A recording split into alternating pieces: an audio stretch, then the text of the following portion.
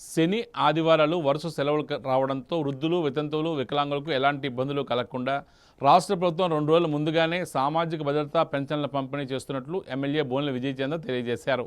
నేడు పార్వతీపురం పట్టణంలో 24, 25 వార్డులో లబ్ధిదారులకు ఆయన స్వయంగా ఇంటింటికి వెళ్లి పెన్షన్లు అందజేశారు.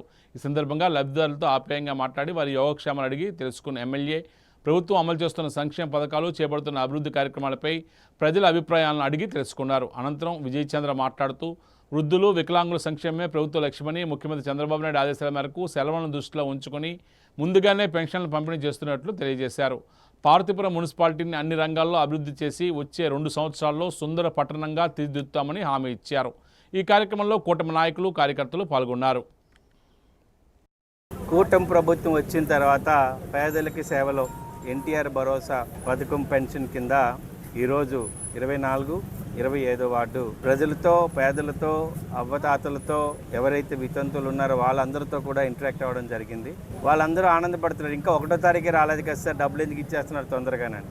అంటే మేము ఆలోచించింది వాళ్ళకి చెప్పింది. ఈరోజు శనివారం, ఆదివారం వరుసగా వస్తుంది. మళ్ళీ సోమవారం మీకు ఇబ్బంది కలగకుండా 2వ తారీఖు వరకు ఆలోచన లేకుండా, లేదు 3వ తారీఖు వరకు ఆలోచన లేకుండా, అందుకని ముందుగానే ఇవ్వడం జరుగుతుంది. ఏం కొత్త ఏం కాదు. మన ఈ 2.5 సంవత్సరాల్లో ఎప్పుడైతే శని ఆదివారాలు పడ్డాయో అది బ్యాంకింగ్ హాలిడే ఉండడం వలన తిరిగి మళ్ళీ కూడా సోమవారం వరకు వెయిట్ చేయకుండా ముందుగానే శుక్రవారాలకు ఇచ్చేయడం అనేది మనం చాలాసార్లు చూసాం. అలాంటిది ఇది కూడా ఒక శనివారం, ఒక ఆదివారం, తర్వాత సోమవారం రావడం నచ్చక ప్రభుత్వం తీసుకున్న నిర్ణయం ఏంటంటే ముందుగా వెళ్ళి పేదలకు పెన్షన్ ఇవ్వాలని.